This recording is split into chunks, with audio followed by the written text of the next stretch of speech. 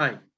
So now let us see one simple question basing on the discussion till now we have on the functional dependency actually.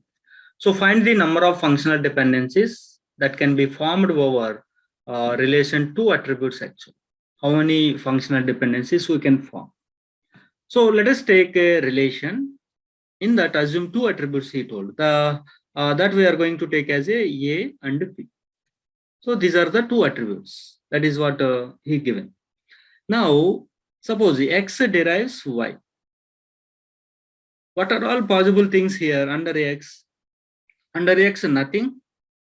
Another one is either A, another one is either B or AB. Is it? Y side also same attributes from the same relation. Is it or not? So that is why phi, one possibility A, another possibility B, and another possibility AB. That's it. Is it or not?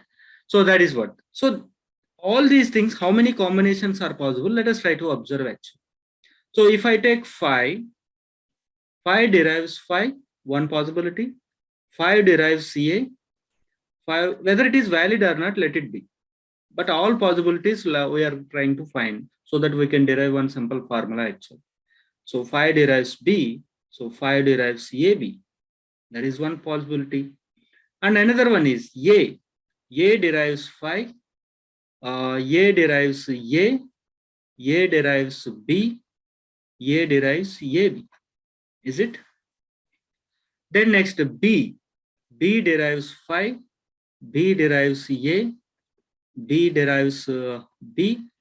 B derives AB actually. Is it? And then next AB actually. AB derives phi. AB derives A. AB derives B. And AB derives AB.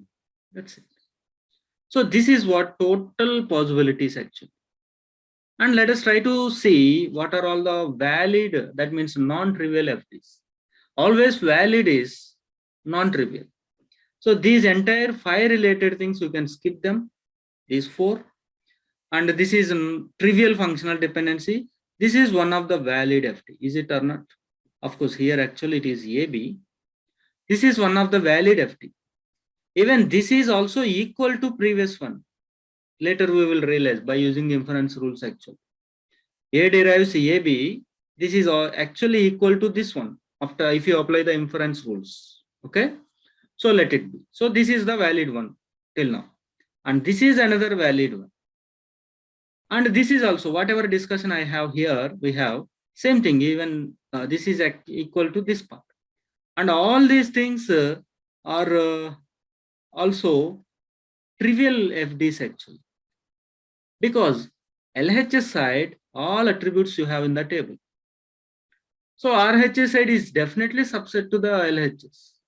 That is why all of them is trivial. So here useful number of useful means always non-trivial. Useful non-trivial FDs, how many from this actually?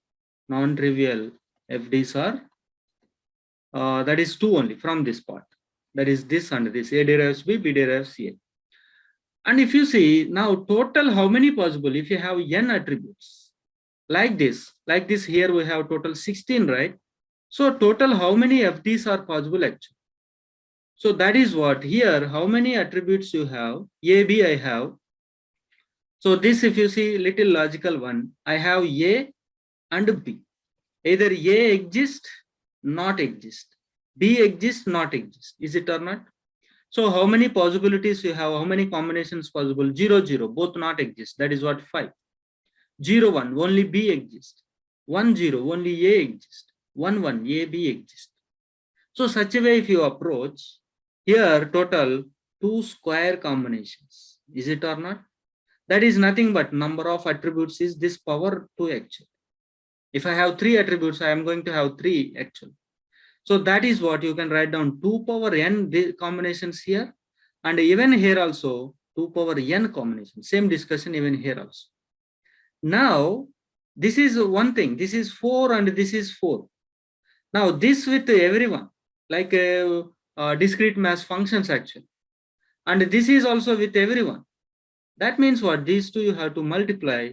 Total possible FDs simply, that may be trivial, non-trivial, valid or invalid, won't bother. This is 2 power n into 2 power n, that is 2 power 2n actually.